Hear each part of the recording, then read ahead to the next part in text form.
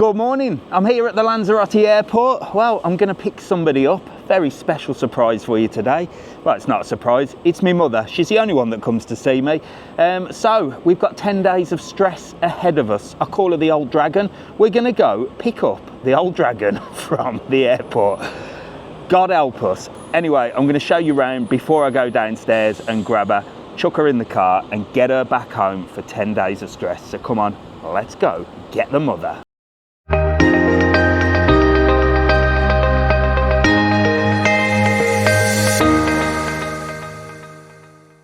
So here we go, look, this is the Lanzarote airport and these are the buses that will bring you to the airport when you're going back. So we're going to start in departures, which is the horrible bit, I know. This is where you'll be going home, but this is the departure lounge. So departures is upstairs and arrivals is downstairs. So this is if you would Jet2, TUI or anything like that, or you booked a private transfer, the buses will come up here. If you've hired a car, the car park is up here as well. So let's get in. Here we go then, we're in departures and it's looking quite busy, look. You got Jet2, is that EasyJet, bag drop, Ryanair up this end, and then TUI down there. Not bad for a September, is it? And it's early doors as well, it's only 9:30. So she's on a Ryanair flight and she's landing at 9:45. So it gives me just a little bit of time to show you around, look. When she booked the flight, she rang me up and she said, I've booked the flight, it's a great time. I'm arriving sort of 9 o'clock in the evening. I thought, Ryanair flights are usually really early in the morning, hence why they're so cheap, because who wants to get up at 5 o'clock in the morning? I was like, really, are you sure? Anyway, I checked the flight and everything. I said, you do realise you're flying at 5 o'clock in the morning? She doesn't understand 24-hour clock. We've tried to explain it to her a number of times. So she'll be moaning the minute she gets off, oh, too early, I'm not doing that again. Do you know what? She's visited here hundreds of times and every time she says, I'm not doing that flight again, it's too early in the morning. And every time, well, apart from this time, because she just booked it wrong, she always does this flight. It's the only one to get. Save your pennies. So at the top here, you've got all your little sort of supermarkets and things. That's quite a good place to get water, crisps and snacks. And well, you can't take the water through, but there's another one on the other side. And there's a cafe here as well. I always say this about airports. It appears to me that people can't survive 2 minutes without food and drink, because airports are just full of food and drink.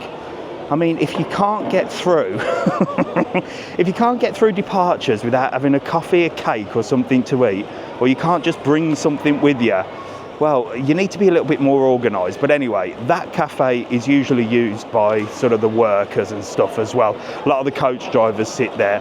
And these are the queues to get through, look.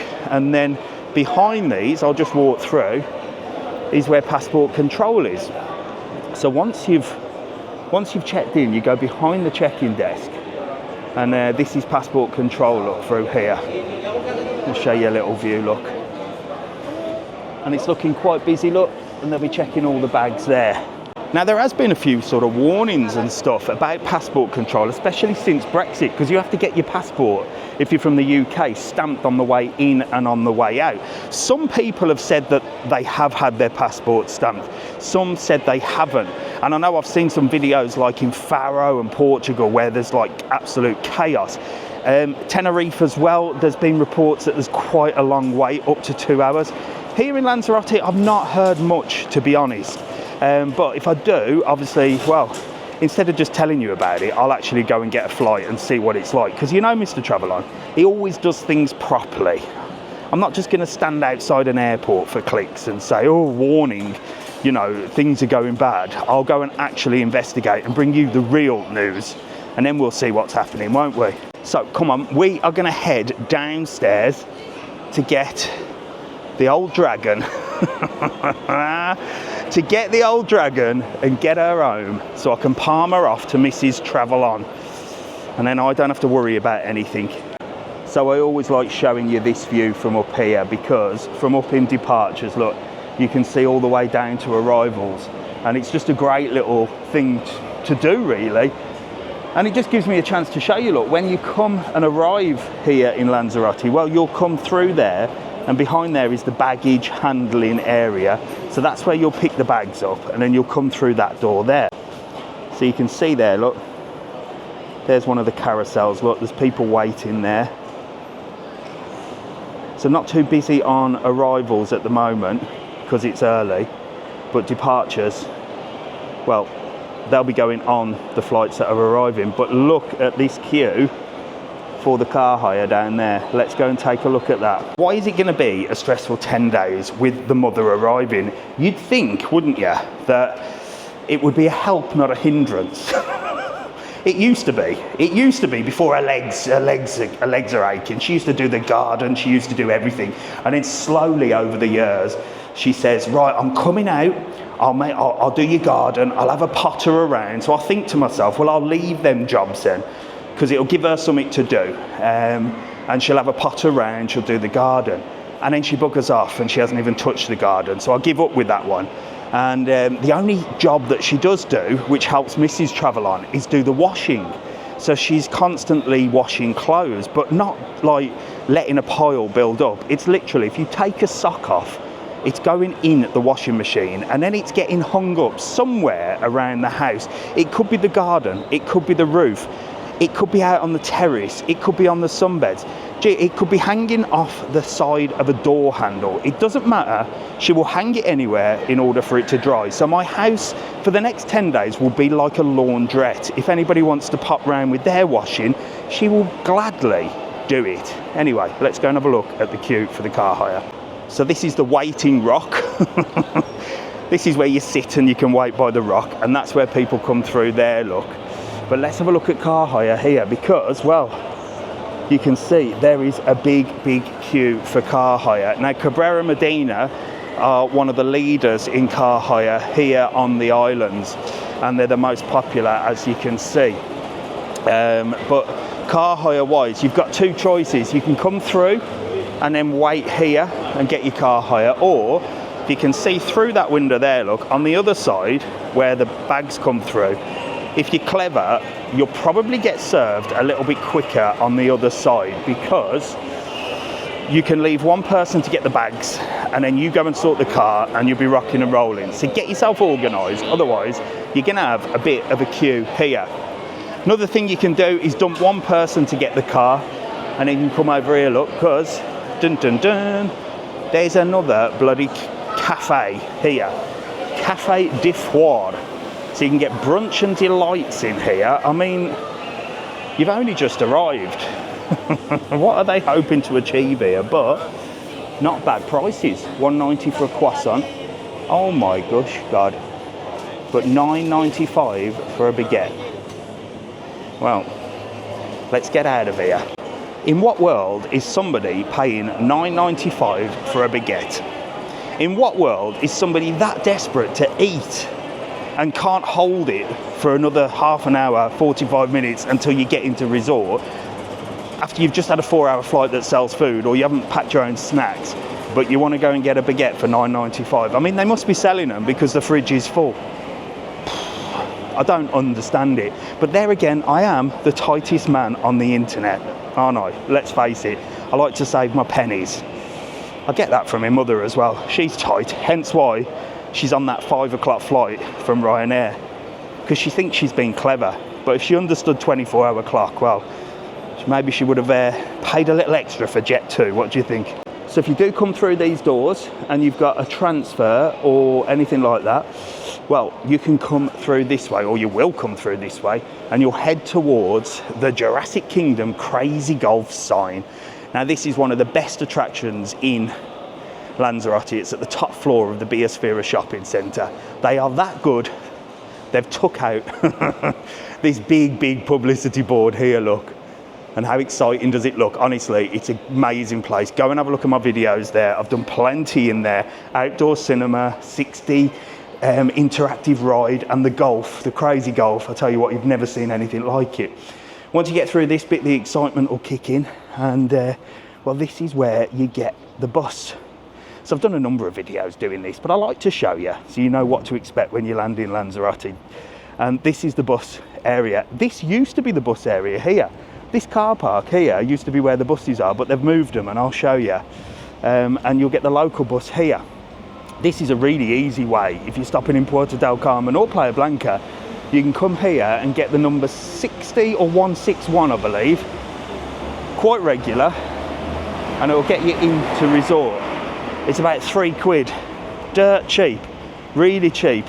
And if your flight lands on time, or on a time where there's a bus, then you're rocking and rolling. So like I said, this used to be the car park for arrivals. Now it's just a car park, maybe for car hire, I'm not sure. So they've moved everything up here. So if you've got a bus, you have got a little bit of a walk now. You have to come all the way through here and head upstairs. Now I'm not going to head upstairs because I've got to meet her, and usually I park up the top and she makes her own way up there, but I can guarantee you she's not expecting me to be at the gate. But behind me, you just walk upstairs and that's where you get your buses. So if you're with Jet2, TUI, they'll tell you what bay number you're in, and I've done a full video on this again. So I've got a full instructional video of the Lanzarote airport on YouTube. Just search it up, I'll tag it here, and you can see the full experience or what you're going to expect when you're landing in Lanzarote airport. But come on, let's go catch the dragon. So I'm heading over there to see her come through the doors, but I'm going to just take a little detour out here because this is where you get taxis. Now, taxis are quite busy, but there's loads of them, look. This is where you queue for a taxi. What I don't want you to do is arrive at the airport and absolutely have a nervous breakdown if there's a big queue here and like no taxis. They come, honestly, they come so frequently. I mean, you can see at this time of the day, there is absolutely loads of them. They're actually waiting. And there's always a guy that organises everything, so he gets everything sorted. So don't come out here if there's a lot of people and no taxis. They are literally one after the other. So you'll have nothing to worry about. You might have to wait 30 minutes maybe, max. Sometimes in peak season, a little bit more. It really does depend, but it's not been that bad this year. This year has been really, really cool. And the taxis, well, as you can see, there's lots of them. Right then, so she's definitely landed. She landed about 10 minutes ago. She's got no luggage and she's going to come through these doors here, look, with a big smile on her face. Or not, one of the two. Oh, here she is, look, here she is. She's arrived. She looks like she's been to war. That was an early flight, wasn't it? It's freezing on there. Free as always something. Come on then, we're going this way. Tell your fans it's cold. Look at that, look, she's got a bag. She's even bought some luggage. She paid the extra for that. And she's done a little sneaky thing, look, and took a duty-free bag because she knows how to save money. Right, come on then. Was that a nice flight? It's freezing. Oh, well, there you go. I knew the minute she'd get off, she'd have some kind of problem with either the flight or either somebody on the flight. She's still nagging. What? You want me to carry that? Right, come on. I started already. I thought you said you weren't doing this flight again this early in the morning. I thought you were going to get a night flight. Yeah, I know, I've already explained. Did you hear that? Never again. She says it every time she gets this morning flight. But, I mean, getting up at 5 o'clock in the morning, oof. Well, getting on the plane at 5 o'clock in the morning, so she must have got up about 3 o'clock, but probably 2. In fact, she probably arrived at the airport yesterday, because I know what she's like. Get there 2 hours before, she'll be there the day before, just in case. We'll ask her when we get up these escalators.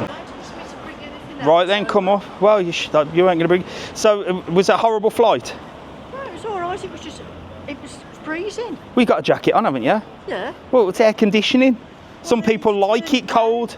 Watch me get in the car now and she'll moan about the air conditioning, and then she'll open the windows and she'll moan about the wind, and then it'll be something else. She won't stop. Anyway, so there you go. Picking my mother up from the airport. 10 days I've got. 10 days of this. But at least the washing will be done. Anyway, I'll see you in the next video. I hope you enjoyed that little insight into the airport and, well, a little bit of fun while we pick this one up. I'll see you later.